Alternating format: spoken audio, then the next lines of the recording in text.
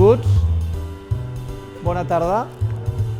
Estem en un espai de viatges, això és Pangea, i us convidem a fer un viatge a través del món de l'empresa. Cada empresa és una aventura, cada empresa és un projecte, per tant avui això és un viatge a través del cor d'una empresa del nostre país.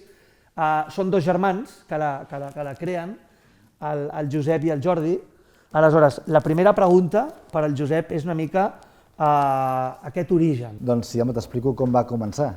Nosaltres som d'una família de pagès, de Vilafranca. Anàvem la mare el divendres a collir els tomàquets, el dissabte els veníem, i allò em va crear en el meu ADN una vocació de dir, hosti, jo de gran vull fer això. Escolta'm, i aleshores el concepte de la innovació, perquè quan pensem en Ametller, quan pensem en Ametller Origen, amb les botigues, tothom pensa en un espai molt atractiu. Teníem vocació, una mica de sentit comú i il·lusió. Però el que sí que tenia clar era també un propòsit, com vam començar, que era dignificar l'ofici, tant de pagès com de fruiter.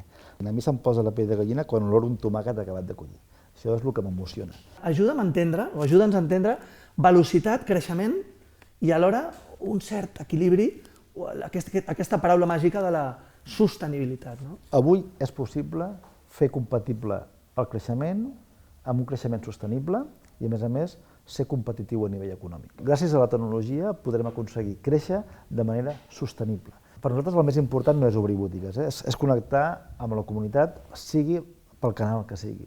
Però per mi, altres canals com, per exemple, vendre producte nostre a tercers. Per cert, us tinc que dir una cosa, que això per mi és molt xula.